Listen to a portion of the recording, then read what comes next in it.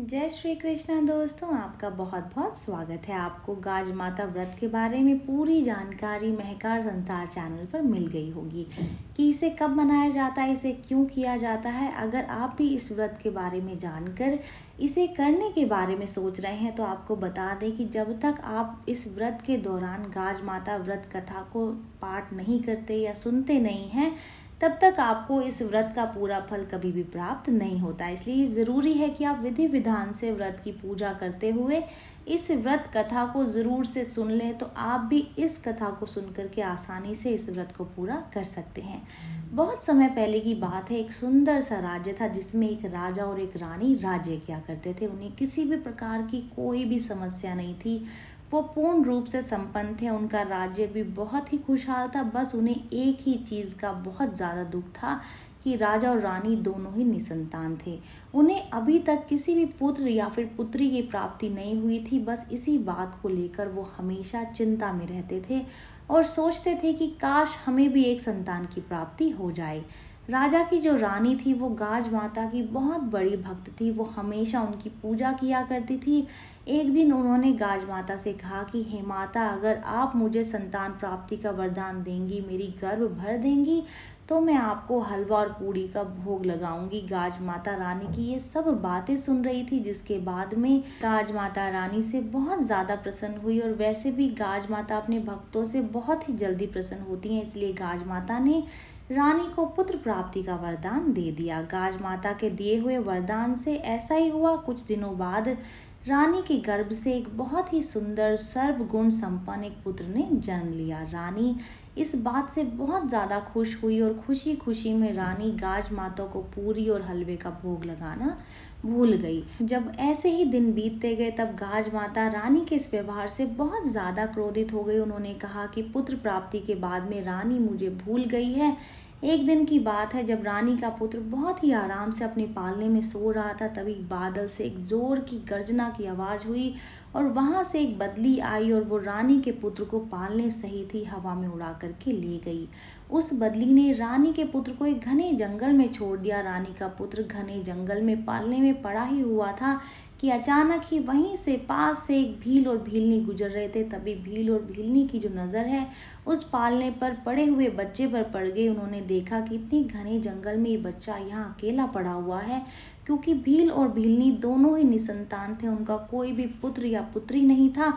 इसलिए वो इसको देख करके बहुत ज़्यादा प्रसन्न हुए और उन्होंने रानी के पुत्र को अपने साथ ले जाने का फैसला किया और वो दोनों रानी के पुत्र को अपने साथ ही अपने घर ले गए। इधर राजा और रानी के महल में शोर मच गया कि रानी के पुत्र को गाज माता अपने साथ उठा करके कहीं ले गई है। तभी राजमहल में एक धोबी प्रवेश करता है। वो धोबी राजा के भी कपड़े धोता था और वही धोबी भील के कपड़ों को भी धोया करता था।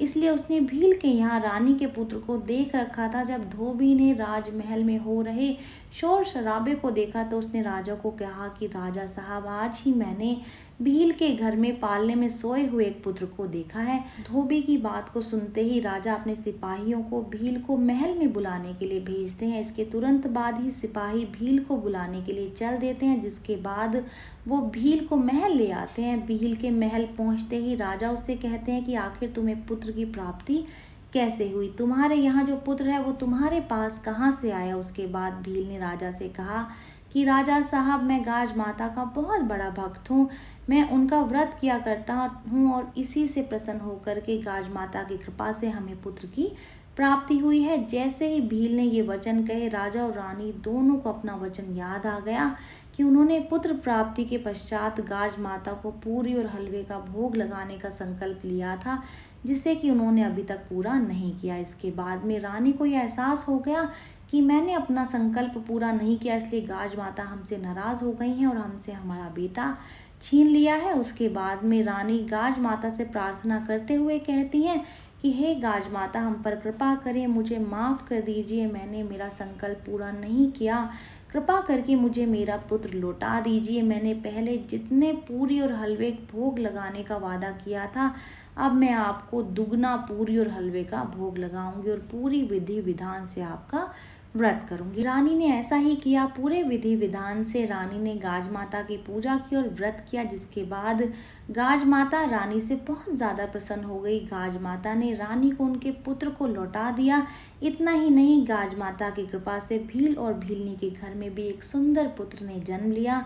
इतना होने के बाद में राजा ने अपने पूरे राज्य में ये ढिंढोरा पिटवा दिया कि अगर आपके घर में पुत्र का जन्म होता है या फिर आपके पुत्र का विवाह होता है तो आपको भी उस वर्ष के भाद्रपद माह के दौरान गाज माता का व्रत करके व्रत कथा का पाठ अवश्य करना है।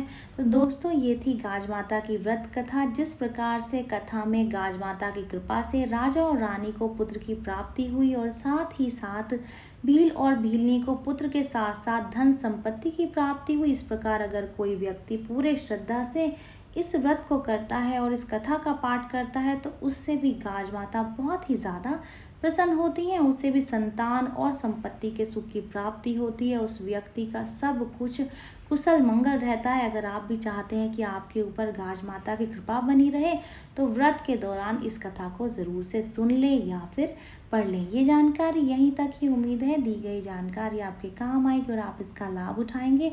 जो लोग वीडियो देख रहे हैं, वीडियो को लाइक कर दीजिए, चैनल को सब्सक्राइब कर दें, नोटिफिकेशन बेल को दबाना बिल्कुल भी ना भूलें, क्योंकि यहाँ पर इस तरीके की महत्वपूर्ण जानकारियाँ मिलती रहती हैं। तो चलिए मिलते हैं नई वीडियो में नई जानकारी के साथ। जय श्रीमन नारायण दोस्तों, जय श्री कृष्ण।